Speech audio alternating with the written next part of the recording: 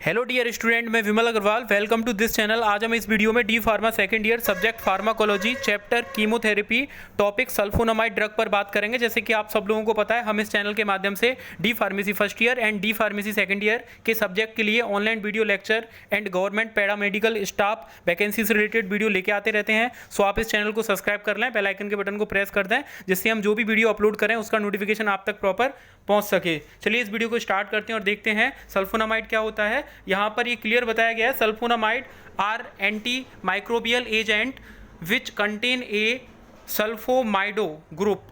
Sulphonamide वह agent होते हैं जो कि माइक्रोब्स को किल करने का काम करते हैं, या फिर ये देख सकते हैं यहाँ पर बता रहा है सल्फोनामाइड किस तरीके के एजेंट हैं, एंटी माइक्रोबियल एजेंट हैं। एंटी माइक्रोबियल एजेंट वह एजेंट होते हैं जो कि माइक्रोब्स को किल करने का काम करते हैं। तो अल्टीमेटली यहाँ पे सिंपल सल्फोनामाइड क्या करेगा, माइक्रोब्स को किल करने का काम करेगा। और अगर इसके केमिकली स्ट्रक्चर की बात कर लें तो इसके अंदर जो ग्रुप होता है वो सल्फोनामाइडो ग्रुप प्रेजेंट होता है। इसके डेरिवेटिव्स की बात कर लें तो इसके दो डेरिवेटिव्स होते हैं। पहला डेरिवेटिव पेरेंट्स कंपाउंड होते हैं इसके अंदर, दूसरा para amino benzene sulphonamide derivative present होते हैं। पेरेंट कंपाउंड क्या होते हैं, यहाँ पर अगर पेरेंट कंपाउंड के बारे में बात करें तो simplest number of class of compound, ये सिंपलेस्ट नंबर होता है क्लास ऑफ कंपाउंड। ये एक ऐसा क्लास ऑफ कंपाउंड है जो कि काफ़ी सिंपल होता है। देन दूसरा derivative para amino benzene sulphonamide होता है। अगर इसकी क्लासिफिकेशन की आगे बात कर लें तो इसको 3 टाइप्स में डिवाइड किया गया है: short acting, intermediate acting and long acting sulphonamide. तो यहाँ पर अब इन्हीं कैटेगरीज के अकॉर्डिंग यहाँ पर इनकी मेडिसिन भी क्लियर की गई हैं। यहाँ पर लॉन्ग एक्टिंग को फर्दर सब डिवाइड किया गया है sulphonamide for bowel disease. Bowel disease के लिए यूज़ होने वाले सल्फोनामाइड कैटेगरी की मेडिसिन को भी इस सब कैटेगरी के द्वारा यहाँ पर क्लियर कर दिया गया है। वन बाई वन हम इनकी ड्रग्स के बारे में देख लेते हैं। जो मेडिसिन शॉर्ट एक्टिंग शो करती हैं या शॉर्ट टर्म डिजीज़, या ये बोल सकते हैं कम समय के लिए अपना एक्शन शो करती हैं, वो उन कैटेगरी में कौन सी मेडिसिन को रखा गया है, सल्फा डायाजीन को रखा गया है शॉर्ट एक्टिंग में। इंटरमीडिएट एक्टिंग में सल्फा मेथॉक्साजोल को रखा गया है। लॉन्ग एक्टिंग में सल्फोडॉक्सिम को रखा है एंड सल्फा मेथॉक्सी पायरिडिजीन को रखा गया है। देन लॉन्ग एक्टिंग में फर्दर सब कैटेगरी में जो डिवाइड की गई कैटेगरी है सल्फोनामाइड फॉर वोबेल डिजीज़। तो सबसे पहले हम ये जान लेते हैं कि वोबेल डिजीज़ कौन सी होती हैं। Bowel disease chronic inflammation on the all part of GIT. Chronic inflammation, लंबे समय तक चली आ रही ऐसी इन्फ्लामेशन जो कि कहाँ देखने के लिए मिल रही है, all part of gastrointestinal tract. अगर गैस्ट्रोइंटेस्टाइनल ट्रैक्ट के किसी भी पार्ट में अगर हमें यहाँ पर इन्फ्लामेशन देखने के लिए मिल रही है, लाइक वो वोबेल डिजीज़ कहलाएंगी। इसमें जो मेडिसिन आती है वो है सल्फासेलाजिन। सल्फासेलाजिन जो है वो सल्फोनामाइड फॉर वोबेल डिजीज़ को क्योर करने के लिए मेडिसिन है। आगे अगर हम बात कर लें इसमें anti microbial activity. Anti microbial activity जैसे कि हमने पहले बता दिया है, एंटी माइक्रोबियल एक्टिविटी या एंटी माइक्रोबियल एजेंट वह एजेंट होते हैं जो कि माइक्रोब्स को किल करने का काम करते हैं। तो अब यहाँ पर यही बताने की कोशिश कर रहा है कि एंटी माइक्रोबियल एजेंट जो होते हैं वो अपनी एंटी माइक्रोबियल एक्टिविटी किस तरीके से शो करते हैं। जैसे कि एग्जांपल में इन्होंने बता दिया है सल्फोनामाइड किस तरीके से माइक्रोब्स को किल करने का काम करेगी। तो sulphonamide inhibit the growth of, हाँ क्या करने का काम कर रही है, जो बैक्टीरिया की ग्रोथ है उनको इनहिबिट करने का काम कर रही है। कौन कौन से बैक्टीरिया की ग्रोथ को इनहिबिट कर सकती है sulphonamide? Gram positive and gram negative दोनों टाइप की बैक्टीरिया की ग्रोथ को इनहिबिट करने का काम कर सकती है। नेक्स्ट इसमें बैक्टीरिया के नेम बताए हैं, एक्टिनोमाइसिस। एक्टिनोमाइसिस भी बैक्टीरिया है, नोकार्डिया भी बैक्टीरिया है। इन दोनों बैक्टीरिया की भी ग्रोथ को इनहिबिट करने का काम सल्फोनामाइड कर सकती है। नेक्स्ट अगर इसकी थर्ड पॉइंट की बात कर लें, क्लेमाइडियल ऑर्गेनिज्म। हाँ, क्लेमाइडियल भी एक तरीके का organism like pathogen like bacteria है, और ये क्या कॉज करता है, लिम्फोग्रेनुलोमा वेनेरम कॉज कर सकता है। ये एक तरीके की डिजीज़ है, लिम्फोग्रेनुलोमा वेनेरम एक तरीके की डिजीज़ है। और इस डिजीज़ में क्या देखने के लिए मिलता है, इस डिजीज़ में हमें क्रॉनिक लिम्फेथेटिक इन्फेक्शंस देखने के लिए मिलता है। हमारा जो लिम्फेथेटिक सिस्टम है उसमें इन्फेक्शंस देखने के लिए मिलता है। लिम्फेटिक सिस्टम क्या होता है, लिम्फेथेटिक सिस्टम्स और इम्यून सिस्टम दोनों मिलके वर्क करते हैं। जैसे कि आपको इम्यून सिस्टम के बारे में पहले पता होगा, जो कि डिफेंस करता है बाहर से आए हुए कोई भी पैथोजन लाइक बैक्टीरिया वायरस को किल करने का काम इम्यून सिस्टम करता है। जैसे कि यहाँ पर अगर हम ये बताएं कि लिम्फेटिक सिस्टम कौन सा होता है, तो जैसे कि ब्लड वेसल्स होती हैं जिनमें ब्लड फ्लो करता है, वैसे ही लिम्फ वेसल्स होती हैं जिनमें WBC white blood cell flow करते हैं। और वाइट ब्लड सेल का मेन फंक्शन होता है हमारे बॉडी में बाहर से आए हुए पैथोजेंस हैं उनके अगेंस्ट वर्क करना या उनसे फाइट करना, उनको किल करना। तो सिंपल यहाँ पर ये बता रहा है कि पर्टिकुलर एक बैक्टीरिया का नाम बताया है, क्लेमाइडियल ऑर्गेनिज्म या क्लेमाइडियल बैक्टीरिया, जो कि लिम्फेटो ग्रेनुलोमा वेनरम नाम की डिजीज़ क्रिएट करता है। और इस डिजीज़ में क्या क्या प्रॉब्लम्स होती हैं उनको ट्रीट करने के लिए या ठीक करने के लिए इस डिजीज़ को हमें ये बैक्टीरिया जो है यहाँ पर क्लेमाइडियल ऑर्गेनिज्म या क्लेमाइडियल बैक्टीरिया, इसको किल करने की ज़रूरत पड़ेगी। जब भी लिम्फेटो ग्रेनुलोमा वेनरम ट्रीट कर पाएंगे हम, और इसको किस मेडिसिन से हम रोक पाएंगे या इसकी ग्रोथ को इनहिबिट कर पाएंगे। Sulphonamide inhibit the growth of, बोल सकते हैं sulphonamide inhibit the growth of chlamydial organism. Chlamydial organism या क्लेमाइडियल जो बैक्टीरिया है उसकी ग्रोथ को इनहिबिट करने का काम सल्फोनामाइड दे के कर सकते हैं, जिससे ये जो प्रॉब्लम क्रिएट हो रही है लिम्फोग्रेनुलोमा वेनरम, ये कॉज नहीं होगी और कहीं तक ये ट्रीट हो पाएगी। नेक्स्ट अगर बात कर लें, सल्फोनामाइड आर मेनली बैक्टीरियोस्टेटिक। तो बैक्टीरियोस्टेटिक्स कौन सी मेडिसिन होती है, यहाँ पर सल्फोनामाइड को बता रहा है कि ये बैक्टीरियोस्टेटिक है। तो bacteriostatic means inhibit the growth of bacteria, जो बैक्टीरिया की ग्रोथ को इनहिबिट करने का काम करती हैं वो बैक्टीरियोस्टेटिक मेडिसिन होती हैं। उसके बाद में but an every high concentration, sorry very high concentration specially in the urinary tract they may have bacteriocidal effect. ये बता रहा है कि अगर इसकी स्मॉल डोज यूज़ कर रहे हैं तो ओनली ये इनहिबिट करने का काम कर रही है ग्रोथ ऑफ बैक्टीरिया, बट अगर इसकी हम हाई कंसंट्रेशन या हाई डोज यूज़ करें, और ज़्यादातर स्पेशली इसकी हाई डोज यूज़ की जाती है यूरिनरी ट्रैक्ट इन्फेक्शन या यूरिनरी ट्रैक्ट के लिए, तो फिर ये बैक्टीरियोसाइडल इफेक्ट भी शो कर सकती है। बैक्टीरियोसाइडल इफेक्ट क्या होता है? Bacteriocidal effect means destroy and kill the bacteria. Bacteria को किल कर देना या उसको डेस्ट्रॉय कर देना, वो इफेक्ट होता है बैक्टीरियोसाइडल इफेक्ट, जो कि सल्फोनामाइड हाई कंसंट्रेशन में शो करती है या फिर ज़्यादा डोज प्रोवाइड कराने से शो करती है। इसके मैकेनिज्म की बात कर लें तो किस तरीके से सल्फोनामाइड बैक्टीरिया को या माइक्रो ऑर्गेनिज्म को किल करने का काम करती है। तो यहाँ पर बता रहा है sulphonamide have a structural similar of para amino benzoic acid. तो इसका स्ट्रक्चर होता है, केमिकली स्ट्रक्चर वो पावा के जैसे होता है, पैरा अमाइनो बेंजोइक एसिड की तरह होता है। ये किस तरीके से बैक्टीरिया को ख़त्म करने का काम करती है?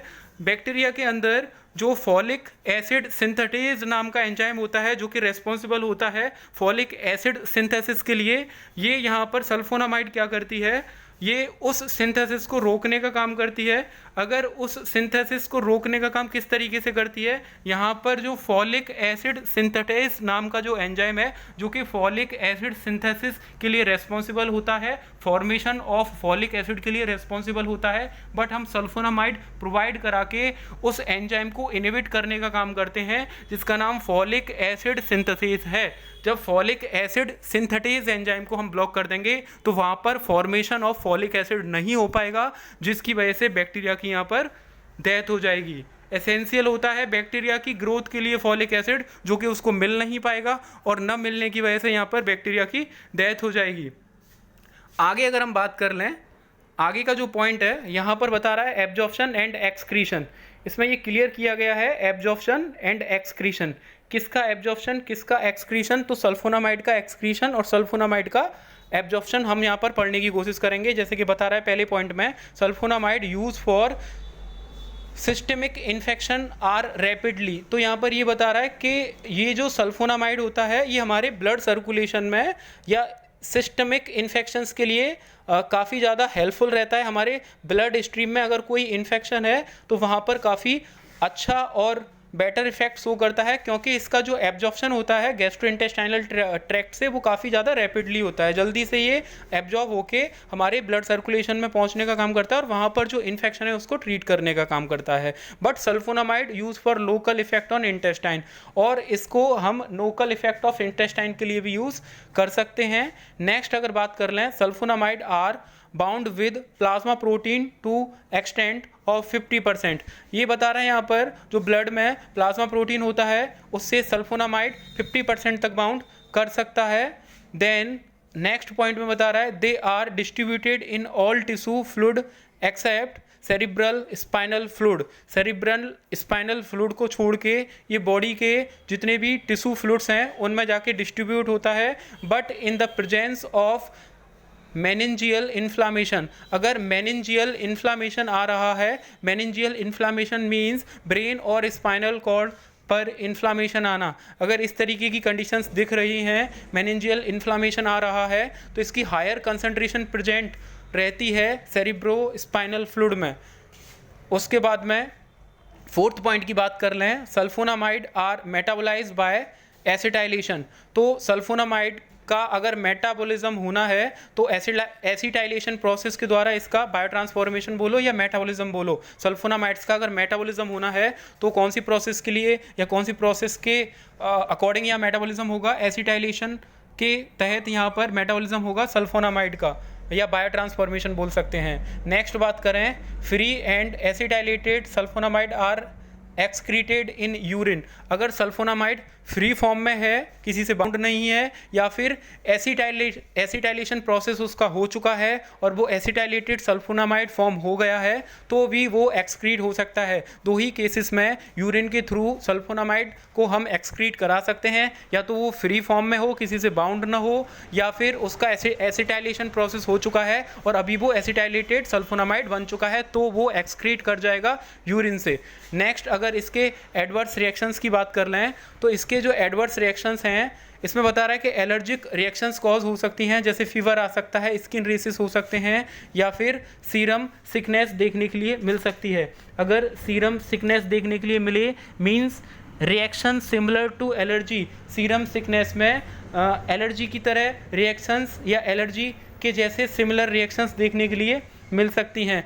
नेक्स्ट अगर बात कर लें इसमें क्यूटेनियस फोटो सेंसिटाइजेशन, तो जो हमारी क्यूटेनियस लेयर है स्किन की, उसमें फोटो सेंसिटाइजेशन यूवी रेस से कुछ इफेक्ट देखने के लिए मिल सकते हैं। Ultra violet radiations cutaneous layer पर कुछ इफेक्ट डाल सकती है। अगर हम यहाँ पर सल्फोनामाइड यूज़ कर रहे हैं तो ये साइड इफ़ेक्ट देखने के लिए हमें मिल सकते हैं। नेक्स्ट सेकंड पॉइंट की अगर बात कर लें तो इसमें बता रहा है क्रिस्टल यूरिया देखने के लिए मिल सकता है, और ये किसकी वजह से होता है, due to precipitation of acetylated form of sulfonamide. जो एसिटाइलेशन प्रोसेस हुई है उससे जो एसिटाइलेटेड सल्फोनामाइड फॉर्म हुआ है उसकी वजह से हमें यूरिन में इसके क्रिस्टल देखने के लिए मिल सकते हैं। एसिटाइलेटेड सल्फोनामाइड के यूरिन में हमें क्रिस्टल देखने के लिए मिल सकते हैं, ये भी एक तरीके का इसका एडवर्स इफेक्ट है। नेक्स्ट अगर बात करें, इट इज़ इम्पोर्टेंट टॉक्सिसिटी, और ये this is an important toxicity, और ये टॉक्सिसिटी क्रिएट कर सकता है। अगर ऐसा कुछ देखने के लिए मिल रहा है तो फिर वहाँ पर टॉक्सिसिटी क्रिएट हो सकती है। नेक्स्ट थर्ड पॉइंट की अगर बात कर लें तो थर्ड पॉइंट में बताया है हीमोपोइटिक टॉक्सिसिटी। हीमोपोइटिक का means formation of blood cell, formation of blood cells में अगर टॉक्सिसिटी क्रिएट हो रही है तो वहाँ पर डिफॉर्मेशन ऑफ ब्लड सेल होगा, वहाँ पर जो ब्लड सेल हैं उनमें कहीं ना कहीं डिक्रीजमेंट देखने के लिए मिलेगा। और उसी तरीके से यहाँ पर देखने के लिए मिल रहा है लाइक ए ग्रेनुलोसाइटोसिस। हाँ, ग्रेनुलोसाइटोसिस का मतलब होता है फॉर्मेशन ऑफ ग्रेनुलोसाइट्स, और ए ग्रेनुलोसाइटोसिस मीन्स ग्रेनुलोसाइट्स का लाइक ग्रेनुलोसाइट्स बोलो या WBC बोलो, वाइट ब्लड सेल का डिक्रीजमेंट, मतलब level of white blood cells या count of white blood cells जो हैं वो ब्लड के अंदर हमें काफ़ी हद तक कम देखने के लिए मिलेंगे। और ये एक तरीके की लाइफ थ्रेटनिंग प्रॉब्लम्स भी हो सकती है, क्योंकि WBC का जो मेन फंक्शन होता है वो इम्यून सिस्टम के अंदर बाहर से आए हुए पैथोजेंस के अगेंस्ट वर्क करना होता है, फाइट करना होता है, और अगर उसका लेवल कम होता है तो फिर हार्मफुल इफेक्ट देखने के लिए हमें मिल सकते हैं। तो एक ग्रेनुलोसाइटोसिस मींस WBC का लेवल कम हो सकता है, ये भी एक तरीके का सल्फोनामाइड का एडवर्स रिएक्शन है। उसके बाद में थ्रोम्बोसाइटोपिनिया मींस जो प्लेटलेट्स होते हैं उनका लेवल भी कम हो सकता है। जब प्लेटलेट्स का लेवल कम होगा तो वहाँ पर जो ब्लड है वो थिक से थिन हो सकता है। प्लेटलेट्स का अगर लेवल कम होता है तो बहुत सारे सिम्टम्स बॉडी के अंदर क्रिएट हो सकते हैं। नेक्स्ट फोर्थ पॉइंट की अगर बात करें तो मिसलेनियस टॉक्सिसिटी भी आ सकती हैं, जैसे कि साइकोटिक एपिसोड्स देखने के लिए मिल सकते हैं, ब्रेन से रिलेटेड यहाँ पर प्रॉब्लम्स क्रिएट हो सकती हैं। नेक्स्ट हाइपोथायरॉयडिज्म एंड गॉइटर भी देखने के लिए मिल सकता है। हाइपोथायरॉयडिज्म में क्या होगा, जो थायराइड हार्मोन होता है उससे जो T3 T4 नाम के हार्मोन्स रिलीज हो रहे हैं उनका लेवल बॉडी के अंदर कम हो जाएगा। एंड गॉइटर की बात कर लें तो एनलार्जमेंट ऑफ थायराइड ग्लैंड जो है वो उसका जो साइज़ है वो काफ़ी ज़्यादा एनलार्ज दिखने लगेगा। ये प्रॉब्लम्स हमें as a adverse reactions sulphonamide की देखने के लिए मिल सकती हैं। आगे अगर हम बात कर लें प्रिपरेशन एंड डोज की बात कर लें, यहाँ पर सल्फोनामाइड की डोज एंड प्रिपरेशन की बात कर लें तो सल्फाडायाजिन टैबलेट जो आती है, सल्फाडायाजिन टैबलेट हम स्टार्टिंग में या इसकी शुरुआत कर सकते हैं हम 3 ग्राम से। देन उसके बाद में कितना हमें ये लेना है 1.5 ग्राम एवरी 4-6 आवर तक हमें ये लेना है। इतने के बीच में आवर्स के बीच में हम ये मेडिसिन की डोज यूज़ कर सकते हैं। नेक्स्ट अगर बात कर लें sulfamethoxazole tablet 1 to 2 gram initially ले सकते हैं और फॉलो कर सकते हैं 0.5-1 ग्राम every 12 hours.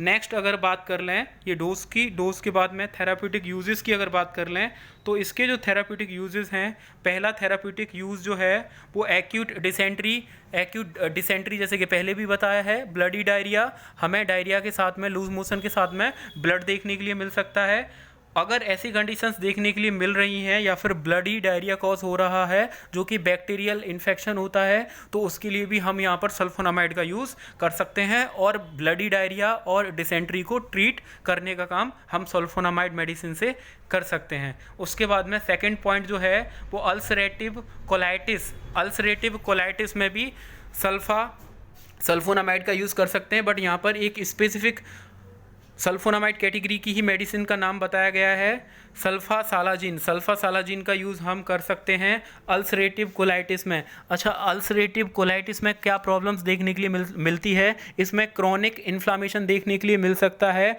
All parts of the GIT के किसी भी पार्ट्स पर अगर इन्फ्लामेशन देखने के लिए मिले मीन्स के अल्सरेटिव कोलाइटिस वहाँ पर फॉर्म हो रहा है या वो डिजीज़ क्रिएट हो रही है और उसको ट्रीट करने के लिए यहाँ पर हम सल्फासालाजिन मेडिसिन जो कि एक तरीके की सल्फोनामाइड कैटेगरी से बिलोंग करने वाली मेडिसिन है उसका यूज़ कर सकते हैं। नेक्स्ट थर्ड पॉइंट की अगर बात कर लें तो यूटीआई इन्फेक्शन में यूज़ कर सकते हैं सल्फोनामाइड को, यूरिनरी ट्रैक्ट इन्फेक्शंस के लिए यूज़ कर सकते हैं। और उसके बाद में इसका जो यूज़ है वो हम कर सकते हैं कैंक्रोइड के लिए यूज़ कर सकते हैं। ये एक तरीके का बैक्टीरियल सेक्सुअल ट्रांसमिटेड डिजीज़ होती है। नेक्स्ट अगर बात कर लें फोर्थ पॉइंट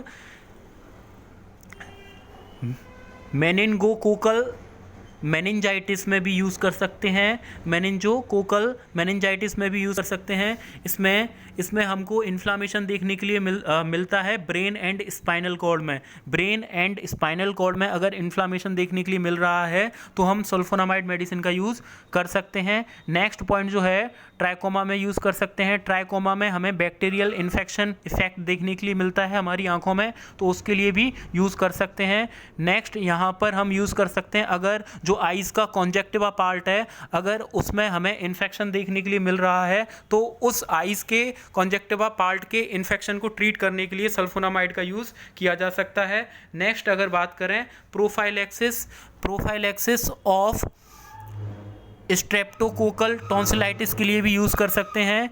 इसमें क्या देखने के लिए मिलता है, हमें इस प्रॉब्लम में हमें गले में पेन देखने के लिए मिलता है, सॉर थ्रोट देखने के लिए मिलता है, हमारे जो टॉन्सिल्स होते हैं उन पर इन्फ्लामेशन देखने के लिए मिलता है। अगर टॉन्सिलाइटिस हो रहा है, इन्फ्लामेशन ऑन द टॉन्सिल्स, तो यहाँ पर हम सल्फोनामाइड का यूज़ करते हुए टॉन्सिलाइटिस को ट्रीट करने का काम कर सकते हैं।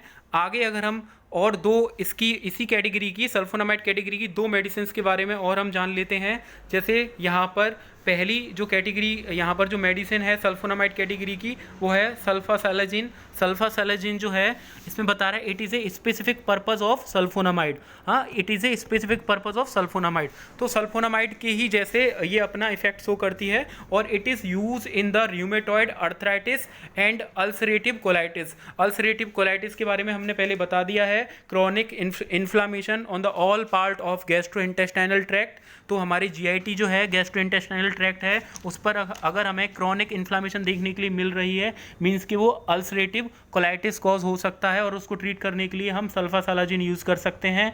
नेक्स्ट जो डिजीज़ है रूमेटॉइड अर्थराइटिस। रूमेटॉइड अर्थराइटिस में हमें क्रॉनिक इन्फ्लामेशन देखने के लिए मिलता है। क्रॉनिक का मतलब होता है ऐसी, अगर क्रॉनिक इन्फ्लामेशन बोला है मीन्स के ऐसी इन्फ्लामेशन जो कि काफ़ी लंबे समय से चली आ रही है। तो रूमेटॉइड अर्थराइटिस में हमें क्रॉनिक इन्फ्लामेशन डिसऑर्डर है ये एक तरीके का, और इसमें हमारे जो जॉइंट्स होते हैं ज़्यादातर जो हाथ के जॉइंट्स या पैरों के जॉइंट्स होते हैं उन पर हमें इन्फ्लामेशन देखने के लिए मिलता है। और ये शॉर्ट टर्म इन्फ्लामेशन नहीं होता है, ये काफ़ी लंबे समय तक चलने वाला इन्फ्लामेशन होता है। अगर इस तरीके की प्रॉब्लम्स देखने के लिए मिल रही हैं तो भी उस प्रॉब्लम को ट्रीट करने के लिए हम यहाँ पर सल्फोनामाइड मेडिसिन का यूज़ कर सकते हैं। नेक्स्ट अगर बात कर लें नेक्स्ट मेडिसिन की तो ये है सिल्वर सल्फाडायाजिन। सिल्वर सल्फाडायाजिन जो मेडिसिन है सल्फोनामाइड कैटेगरी की, इसके लिए बात करें तो it is applied locally as 1% cream. हाँ, इसको अगर स्किन के ऊपर भी इसको अप्लाई किया जा सकता है, बट इसमें 1% ओनली इसका जो अमाउंट लेना है 1% क्रीम इसकी आती है, उसको यूज़ कर सकते हैं हम। उसके बाद बता रहा है it is effective against large number of bacteria. तो ये स्किन के ऊपर जो भी बैक्टीरियल इन्फेक्शन है या फंगस इन्फेक्शन है या लार्ज नंबर ऑफ यहाँ पर बैक्टीरिया, डिफरेंट टाइप के बैक्टीरिया, डिफरेंट टाइप के जो फंगस हैं, अगर स्किन से रिलेटेड कोई भी इन्फेक्शंस कॉज कर रहे हैं तो उसको ट्रीट करने के लिए हम यहाँ पर सिल्वर सल्फाडायाजिन का यूज़ कर सकते हैं जो कि 1% क्रीम की फॉर्म में आती है।